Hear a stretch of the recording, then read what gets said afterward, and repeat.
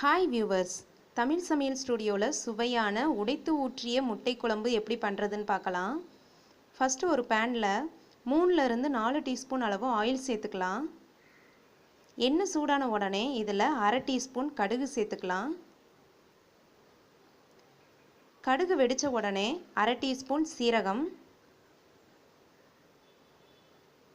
அரை டீஸ்பூன் சோம்பு சேர்த்துக்கலாம்.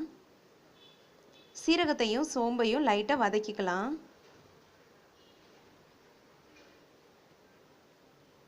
இப்போ இது கூட கொஞ்சமாக கருவேப்பிலை இலை சேர்த்துக்கலாம். காரத்துக்கு ஒரு பச்சை மிளகாய், ஒரு பெரிய வெங்காயத்தை சின்ன சின்னதாக கட் பண்ணி வச்சுருக்கேன், அதையும் சேர்த்துக்கலாம். சேர்த்துட்டு நல்லா மிக்ஸ் பண்ணிவிட்டு இந்த வெங்காயம் நல்லா பொன்னிற ஆகிற வரைக்கும் வேக விடணும். இப்போ தேங்காய் அரைச்சி எடுத்துக்கலாம். நான் கொஞ்சமாக தேங்காய் எடுத்திருக்கேன், அதை சேர்த்துக்கலாம். அப்புறமா ஒரு துண்டு இஞ்சி, 6 பல் பூண்டு,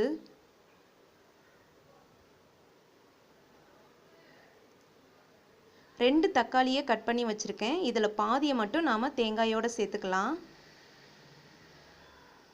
இப்போ இதை நல்லா பேஸ்ட்டாக அரைச்சிக்கலாம். பேஸ்ட்டு தயாராகிருச்சு. இப்போ குழம்ப பார்க்கலாம். வெங்காயம் நல்லா வதங்கியிருக்கு. இப்போ இது கூட மீதம் இருக்கிற தக்காளியை சேர்த்துக்கலாம். சேர்த்துட்டு இந்த தக்காளியை நல்லா வேக விடலாம்.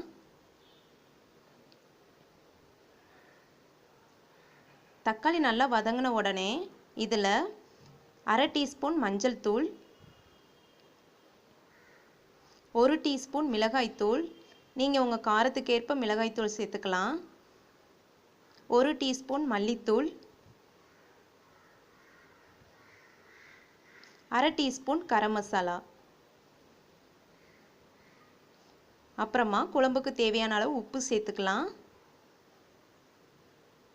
1/4 டீஸ்பூன் போல் பெருங்காயத்தூள் சேர்த்துக்கலாம். சேர்த்துட்டு எல்லாத்தையும் நல்லா மிக்ஸ் பண்ணி விட்டுறலாம்.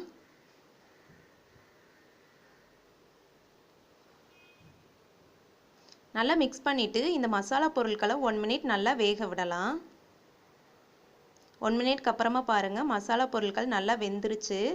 இப்போ இது கூட அரைச்சி வச்சுருக்கிற அந்த தேங்காய் பேஸ்ட்டை சேர்த்துக்கலாம். குழம்புக்கு தேவையான அளவு தண்ணீர் சேர்த்துக்கலாம். சேர்த்துட்டு எல்லாத்தையும் நல்லா மிக்ஸ் பண்ணி விட்டுறலாம். இப்போ இதை மூடி வச்சு 4 to 5 மினிட்ஸ் நல்லா கொதிக்க விடலாம்.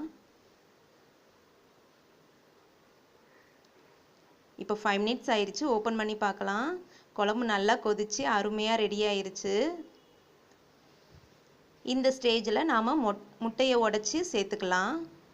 முட்டையை ஒரு பவுலில் உடைச்சி ஊற்றிட்டு அதுக்கப்புறம் குழம்போடு சேர்த்துக்கோங்க.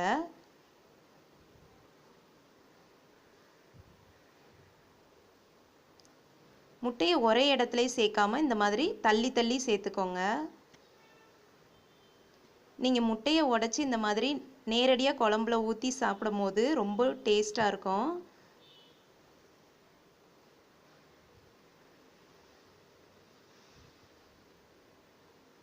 இப்போ நான் 4 முட்டை சேர்த்துருக்கேன்.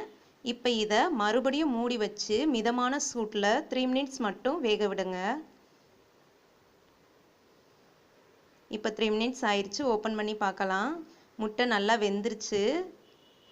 இப்போ இதை நான் எடுத்து காமிக்கிறேன் பாருங்கள்.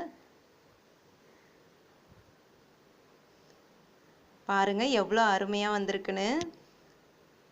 இதே மாதிரி ஒவ்வொரு முட்டையாக தனியாக எடுத்து சாதத்தோடு சேர்த்து சாப்பிடுங்க, அருமையாக இருக்கும். கடைசியாக கொஞ்சமாக வாசனைக்கு கொத்தமல்லி இலை சேர்த்துக்கலாம். இந்த மாதிரி நீங்கள் வீட்டில் கண்டிப்பாக ட்ரை பண்ணி பாருங்கள், உங்களுக்கு பிடிக்கும். உங்களுக்கு இந்த டிஷ் பிடிச்சிருந்துச்சுன்னா எங்கள் சேனலுக்கு சப்ஸ்கிரைப் பண்ணுங்கள். தேங்க்யூ.